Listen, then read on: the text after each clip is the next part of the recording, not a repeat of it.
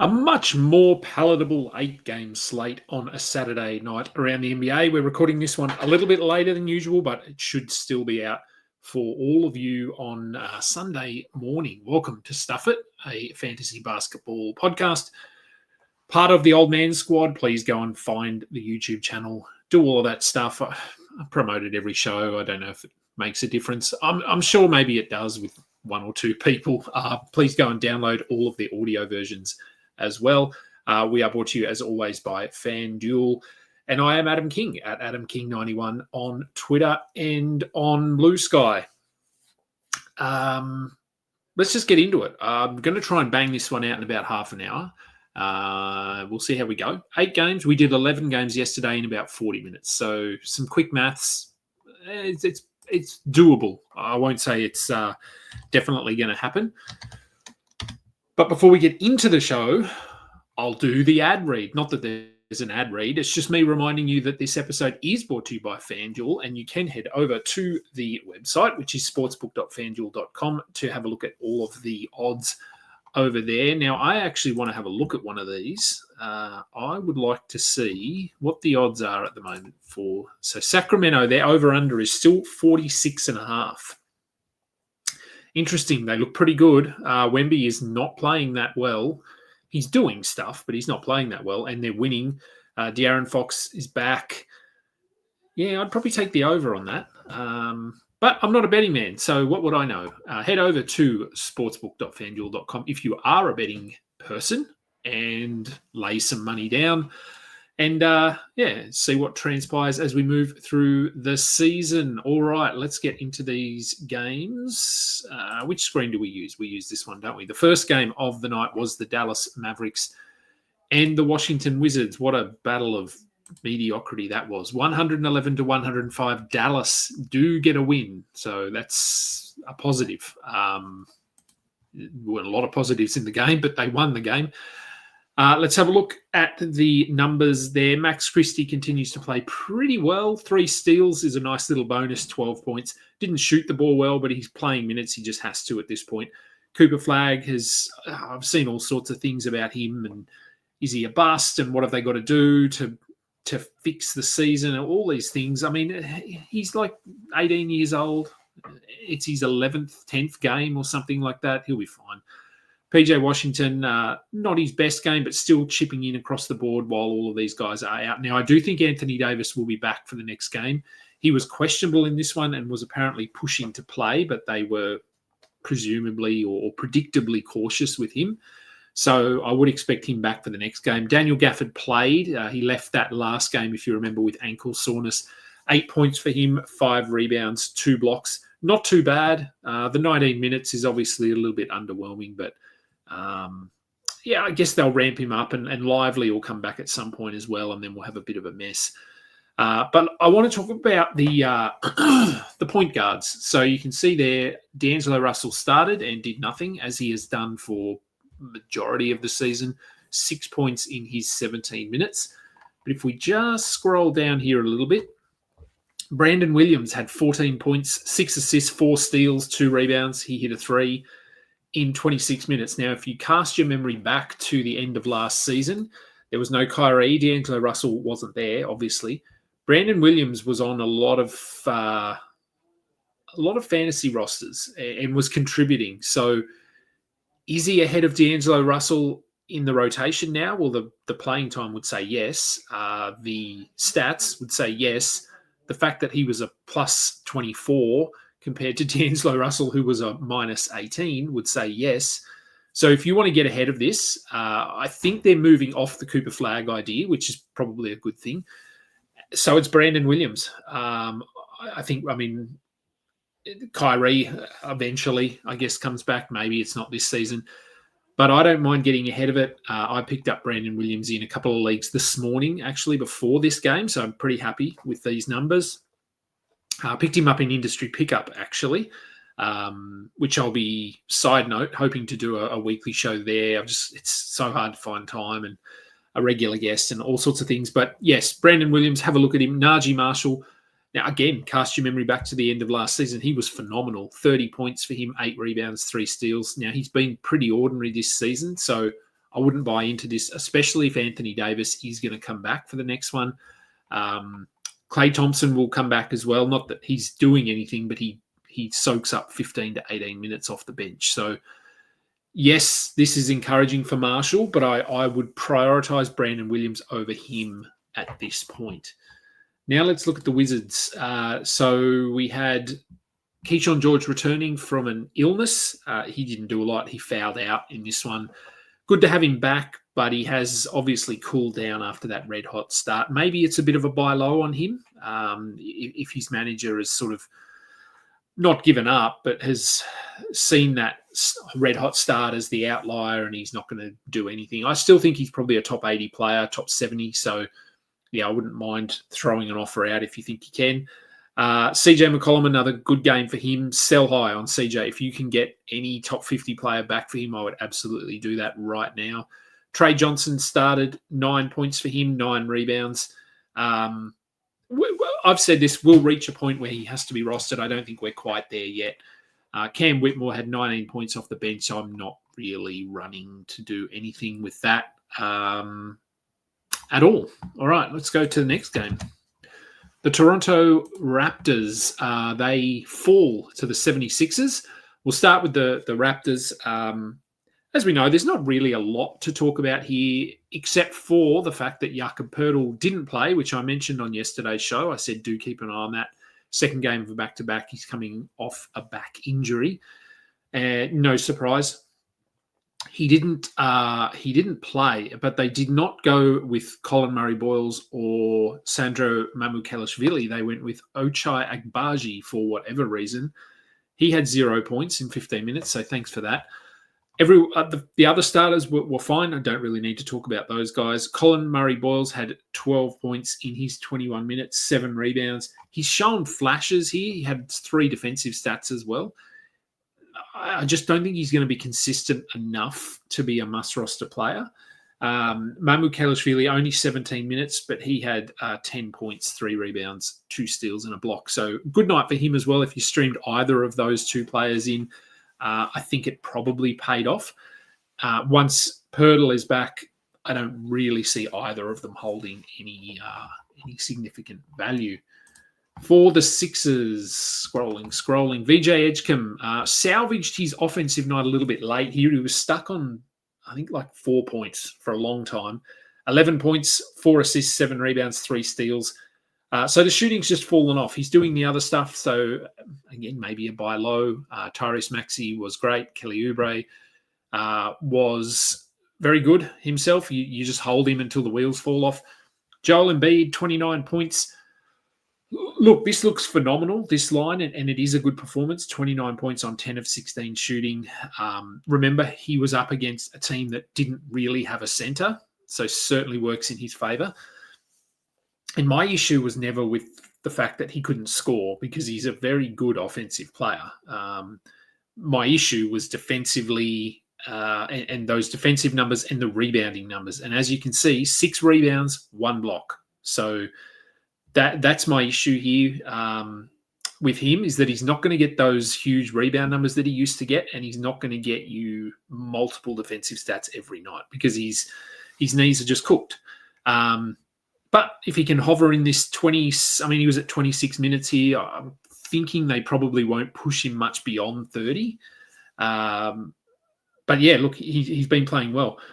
Trendon Watford, who streamed him? Hands up, because I can't put my hand up. I didn't stream him. 20 points, 17 rebounds, 10 assists. The random triple-double. We seem to get one every year, don't we?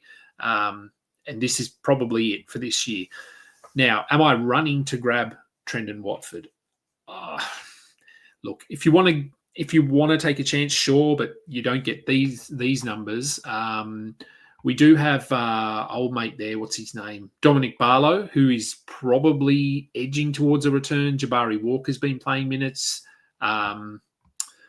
Justin Edwards, Grimes was pretty average in this one. So there's a lot of moving pieces here for the Sixers.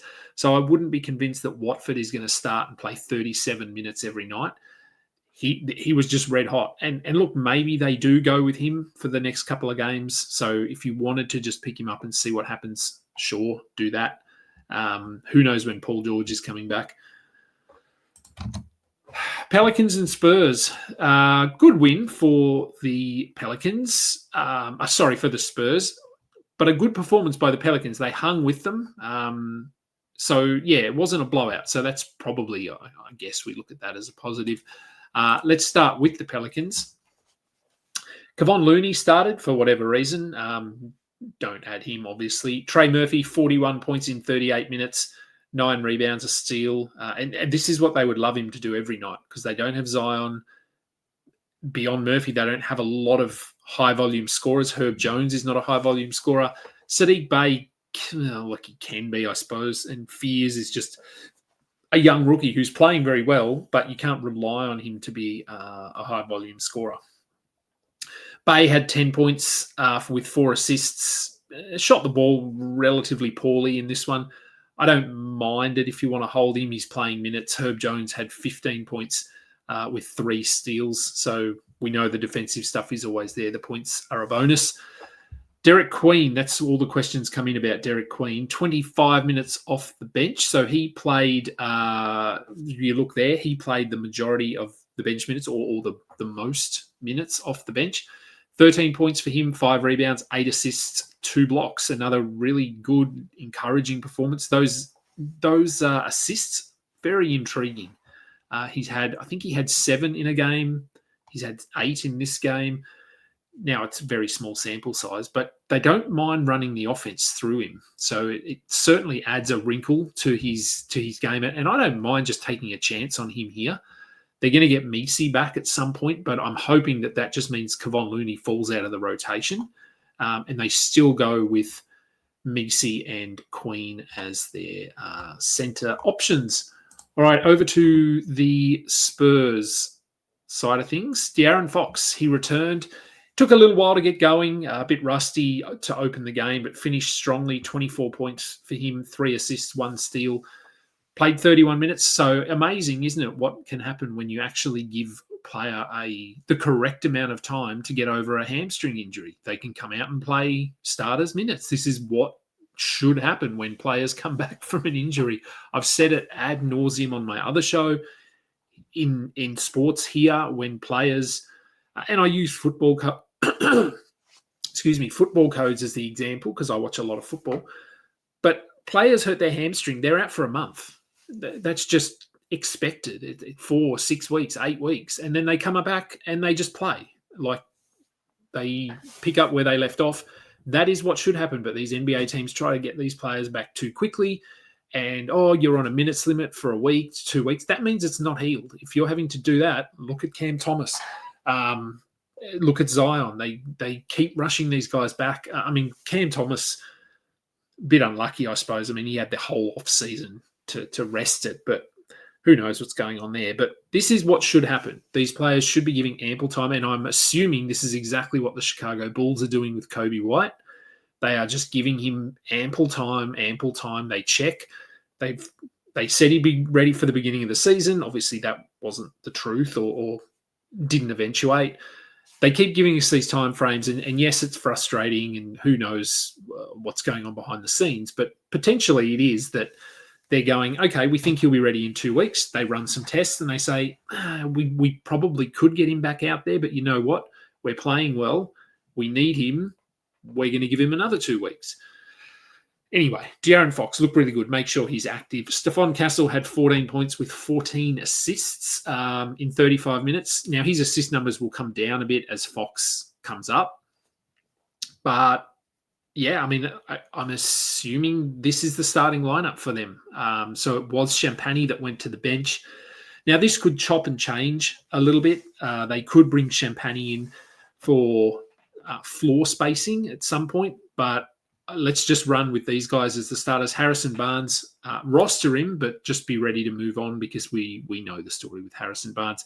Devin Vassell had 16 points, nothing else. Look, he looks good. He's going to play a big role, but the issue or the concern is with Fox and with Castle and with Wemby.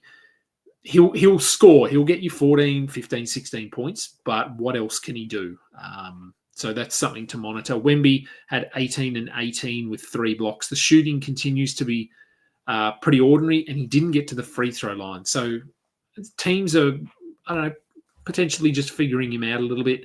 Champagny moved to the bench coming off, what did he have, 6 threes the night before, 14 points in this game, 2 threes, 2 steals. You can move on from him. If he's going to play 25 minutes off the bench, we can't roster him. And Jeremy Sohan played 20 minutes. We may get to a point where he has to be rostered. At the moment, I don't think he does. 20 minutes just isn't enough. He's going to need 26, I think, to be worthwhile. And Keldon Johnson, just a point streamer now, coming off the bench. All right. They're at 16 minutes. We're not too bad. Portland and Miami. This was a good game, actually, which I wouldn't. I typically don't really like watching Miami games, but this one actually had me intrigued. 136 to 131. There wasn't a lot of defense being played. The Heat get the win over the Blazers. Let's start with the Blazers. Denny Avdia continues to just be phenomenal. Tamani Kamara, not his best game. No defensive stats. 13 points on 5 of 17 shooting. He's been a little bit up and down, but he'll be okay. Shaden Sharp had 21 points, 9 rebounds. And Drew Holiday just continues his very, very, very good, somewhat surprising season. Almost had a triple-double, had 4 steals. Great. Looks good. Let's talk about Donovan Clingan. So the numbers here look okay. 13 points, 7 rebounds, 2 steals, 2 blocks. That's a good line. 21 minutes. That's worrying. Offensively, yes, he had 13 points on 6 of 9 shooting, but I put something up on Twitter about this. I know he's very impactful defensively. He changes a lot of shots. Offensively, though, he might as well not be out there.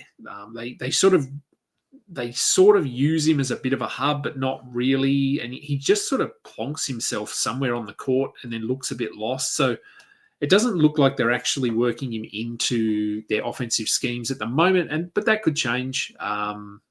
He still has to be rostered, obviously. These numbers are good. And he's been a little bit up and down, but we take this one. Jeremy Grant had 18 points off the bench. We roster him. And beyond that, we don't worry about anybody. For the Heat. Now, Norm Powell played. He was questionable or probable with an ankle injury that he suffered the night before, but played through that and looked fine. 30 minutes, 22 points, 2 steals. So good to have him out there. Davion Mitchell had 5 steals and 8 assists. That's what he is. He's an assists and steals streamer. Pele Larson has been playing well. 16 points, 5 assists. Maybe give him a look. It's sort of a bundle of guys. There's him, Jovic, Jaquez, who are all sort of playing 26 to 28 to 30 minutes, depending on who's playing better. The priority would still be Jaquez, Jovic, Larson for me. But I don't know, maybe Larson, he had probably moved ahead of Jovic until this game. Jovic had a career night, 29 points for him, 9 rebounds, 6 assists, 2 steals, 1 block. Probably doesn't get any better than this for Jovic, but good to see because a lot of us had drafted him in the hope that he would have this big role and would have sort of a mini breakout. We haven't had it to this point, but this was really encouraging. So if you are rostering him, just hold him. If you're not and he's available, go and pick him up if you like. Jaquez had 14, 12, and 7 with a steal. He just continues to play really well, so we roster him. There was no Bam Adebayo in this one, so Khalil Ware had 9 and 12 with 3 blocks.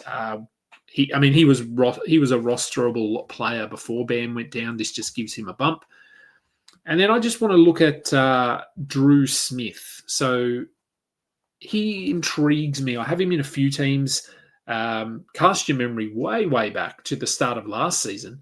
He was playing really well, and then he tore his Achilles. I'm pretty sure it was his Achilles, and so missed the majority of the season. But Miami re-signed him, so they've seen enough from him to have him around. 13 points, 6 assists, 4 steals, 5 rebounds. Didn't hit a 3. He'd normally give you a 3. So I'm not running out to add him, but he is just someone that I like, and in deeper leagues, I think you can grab him. Steals, streamer, maybe. beyond that, not really anything at the moment. I just sort of wanted to mention him there because I do like him as a player. All right, the Bulls and the Cavs. A close one here. The Cavs get the win in the end, 128-122. For the Bulls, Vooch, he struggled in this one and coincidentally or consequently, I don't know what the word is there. Anyway, because he played bad, someone else played good, and we'll get to that guy. Trey Jones had 17 points, 6 rebounds, 4 assists, 1 steal. Keep rostering him. Josh Giddey, not his best night, 15 points on 5 of 18 shooting. Still had 9 rebounds, 6 assists, 2 steals, and a block. So just an off night, really. Isaac Okoro, 19 points. There's his random sort of fortnightly offensive outburst. Mattis Buzelis had 4 fouls. He was just in constant foul trouble in this one. So this is a rough game if you had him in your lineup because there's a chance you may have had guys on your bench, but it happens. Kevin Huerter had 15 points off the bench with his 3 steals. He's actually someone you could consider rostering at the moment. Oh, go away, video. You could consider rostering at the moment until Kobe White is back if you just need points, threes, and sort of a little bit of other stuff. Dosunmu played 23 minutes. He's working his way through that quad issue. 14 points for him. We know the story there. Once he hits 28, you pick him up. If he hits 28, he probably won't. Jalen Smith. So he benefited from the Vooch. I'm not going to call it a dud, but it wasn't a good game. Jalen Smith had 18 points, 11 rebounds, 4 assists and 1 block. Now, there's no Zach Collins, obviously. So Jalen Smith is playing the backup minutes, and he's looked pretty good the last 2 weeks. I think I talked about him on my show or in an article or something about him being a really good streaming target. Now, he's not going to be 100% from the field and the line like he was here, but he has scored double digits. I think it's in something like 4 straight games or 4 of 5 games, something like that. He'll get you a few rebounds and a block here or there. So deeper leagues, you could do worse. Cleveland. We don't want to move on from this game yet. All right. For the Cavs, no Darius Garland. So this was purely maintenance, part of the return to action plan. Donovan Mitchell, very good. DeAndre Hunter, 29 points for him. So, I mean, he's rostered everywhere, but you love it when he gives you these performances. Mobley was very good in this as well. 24 points, 8 rebounds, 5 assists, and a block. Jarrett Allen had 11 points with 3 rebounds, 2 blocks. That's fine. That's really all you expect from Jarrett Allen. Jalen Tyson, 17 points, 3 assists, 2 steals, 2 blocks, 3 threes. He's been good. Obviously, Garland being out here is what promoted him into the starting lineup. But I don't know. Maybe if you want to have a look at him, I'd certainly have a look at him over Lonzo Ball. What a waste of space he is at the moment. 2 points, 4 assists. I know the story is good, but he's not really doing much to help them win at this point. And Sam Merrill, after his red-hot start and then the injury, he's not featuring as much. He did have 8 assists, which is a nice little bonus if you picked him up. But generally, you're looking at him for threes and points, and he had 8 points and 2 threes. All right. Here we go. Waste of space. The Lakers, they fall to the G League Hawks 122-102. They actually just rested their players. This was pretty embarrassing if you're a Lakers fan. And I actually don't have a lot to talk about in this one because the starters all played minutes in the low 20s. DeAndre Ayton was very DeAndre Ayton, 11 and 5 with absolutely nothing else. Luka was pretty good on a team that got flogged. Marcus Smart had 2 steals, if that's what you streamed him in for. This is the Hachimura experience, 8 points, nothing else. Vanderbilt went off on the bench, 12 points, 18 rebounds, a steal, a block. If he could play 28 minutes a night, he would be a top 60 player. He just doesn't. You don't have to roster him. This was an outlier. Dalton Connect had 14 points. Bronny James had 9 points, but I'm not worried too much about that at all. Let's just move straight to the Hawks because there's more to talk about here. Dyson Daniels, no Trae Young. We know he's going to be doing more, but 13 assists, really nice. Shot the ball well. So if you remember the night before, it was the night before. I think he was 2 of 10 from the field, 5 of 8 from this. So obviously the volume is a little bit underwhelming, but percentages are fine. 8 rebounds, 13 assists, 1 steal. Keaton Wallace moved into the starting lineup with no Nickeil Alexander-Walker. Now, I'm assuming that the Alexander-Walker absence and the Jalen Johnson absence were more precautionary, second night of a back-to-back related. Let's hope that that's the case for the Hawks. Keaton Wallace had 14 points, 7 assists, and a steal. When Alexander-Walker is out, you stream in Keaton Wallace. I think that much is clear. With no...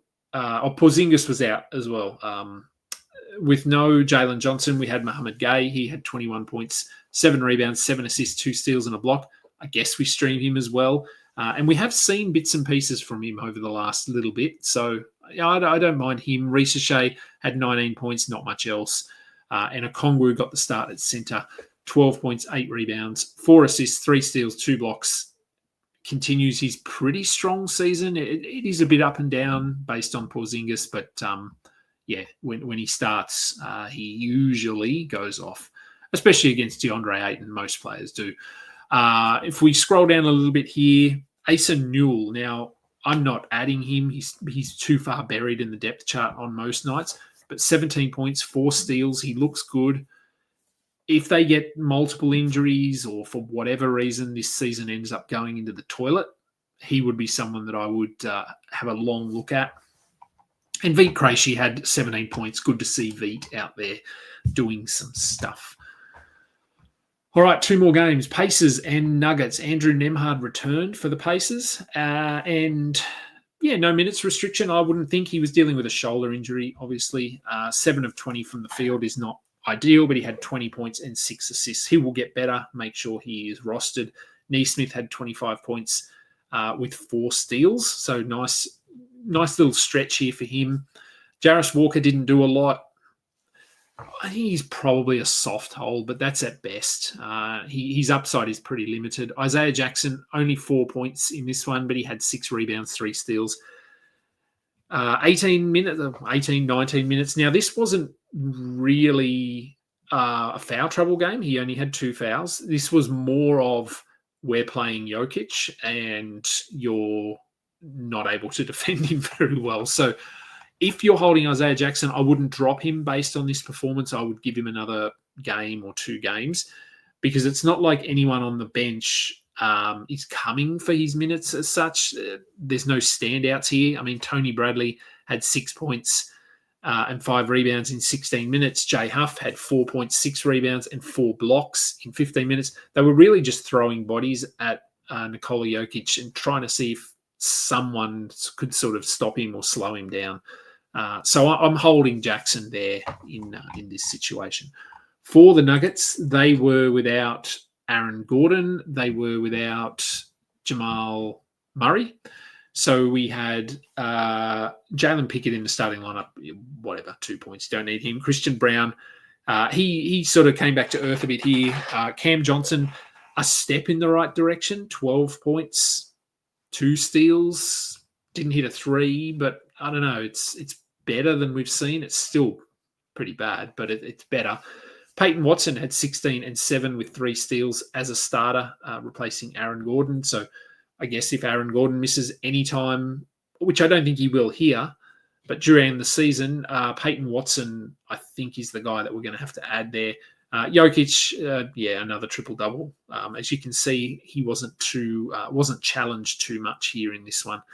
Tim Hardaway had 17 points off the bench. No, we're not adding him. You stream him for 3s, but this was merely just a result of injured players, resting players, and a subpar opponent. All right, the last game of the night, the Suns and the Clippers. So this one was a late one, finished late in the afternoon here.